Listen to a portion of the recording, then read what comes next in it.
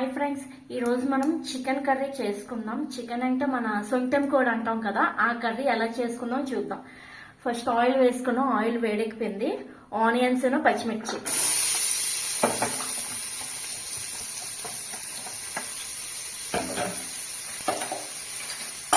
కొంచెం లైట్ గా పసుపు,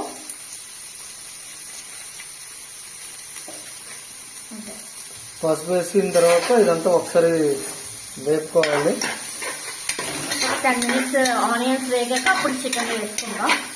చికెన్ అంటే బాయిలర్ కాదండి, సొంతం కోడి. ఇది నాటుకోడి లాగా ఉంటది కదా, అంటే మనకి కొంచెం నాటుకోడి టేస్ట్ లో వస్తుంది. అది బాగుంటది, చాలా బాగుంటది, గట్టిగా కూడా ఉంటది. అయితే ఒకటి అది మీరు కుక్కర్ లోనే వండుకోవాలి, ఎందుకంటే అది చాలా గట్టిగా ఉంటది.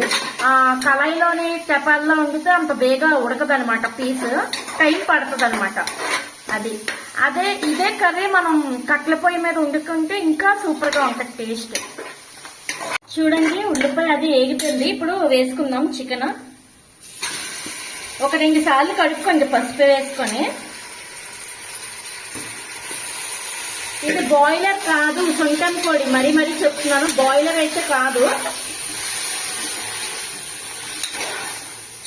బాయిలర్ అయితే మీకు పీస్ వైట్ గా కనబడుతుంది. ఇది కొంచెం మనకి మటన్ లా కనిపిస్తుంది.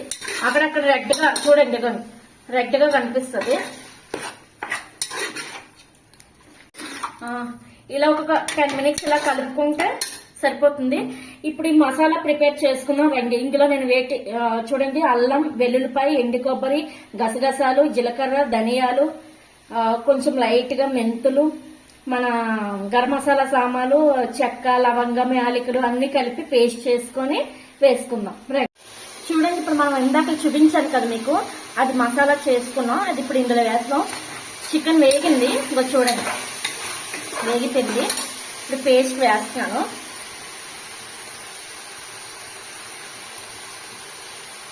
ఇందులో కొబ్బరికాయ వేయడం వల్ల టేస్ట్ వేరేలా ఉంటది. కొబ్బరికాయ కూడా వేయండి, మర్చిపోకండి ఫ్రెండ్స్. కొబ్బరికాయ అంటే చిన్న ముక్క అంతే. మళ్ళీ చాలా మంది ఈ పేస్ట్ కాక చికెన్ మసాలా అమ్ముతారు కదా, అది కూడా వేసుకుంటారు. అంటే ఎవరిష్టం వాళ్ళది. ఎక్కువ స్పైస్ కావాలంటే వేసుకోవచ్చు, కానీ నన్ను అడిగితే అంత అవసరం ఉండదు. ఇంకా ఈ మసాలా సరిపోతుంది. ఇందులోనే మనం అన్ని వేసుకున్నాం కదా, అది.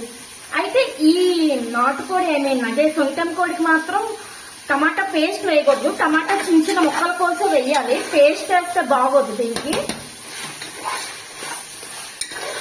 ఇప్పుడు టమాటా ముక్కలు వేసుకుందాం. ఇది పెద్ద సైజు కాదు, మీడియం సైజు 3 టమాటాస్ వేసుకున్నాను నేను. ఇప్పుడు టమాటా కేజీ 50 ఉంది. మీ ఊళ్ళో ఎంత ఉందో చెప్పండి ఫ్రెండ్స్, కింద కమెంట్ చూడండి. ఇప్పుడు ఉప్పు, కారం వేసుకుందాం.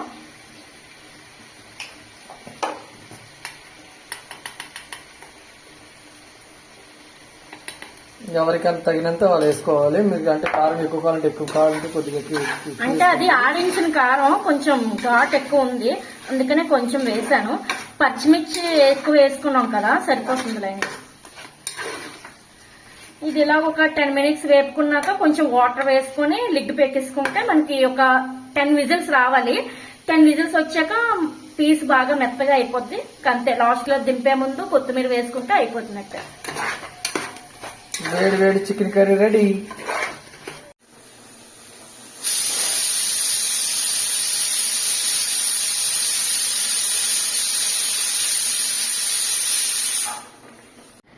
చూడండి, 10 విజిల్స్ వచ్చింది. 10 విజిల్స్ వచ్చాక ఆపిస్తున్నాం.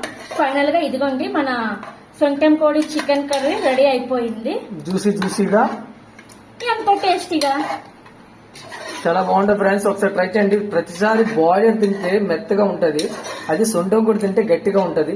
ఈ కోడి చాలా గట్టిగా నాటుకోడి టేస్ట్ వస్తుంది అనమాట. ప్రతిసారి మనం అనకూడదు, కానీ మిగతా రెస్టారెంట్ లో అట్లాంటి మనం అనుకుంటాం, కానీ ఎక్కువ ఈ సొంతం కోడి చేయరు. అంటే దీని కాస్ట్ ఎక్కువ అనమాట. ఇది బాయిలర్ కాస్ట్ ఎక్కువ, దానికి అందువల్ల ఇది టేస్ట్ చాలా బాగుంటది. ఒకసారి ట్రై చేయండి ఫ్రెండ్స్, మర్చిపోకండి. చూడండి, షేర్ చేసి సబ్స్క్రైబ్ చేయడం మర్చిపోవద్దు, అండ్ కమెంట్ కూడా చేయండి.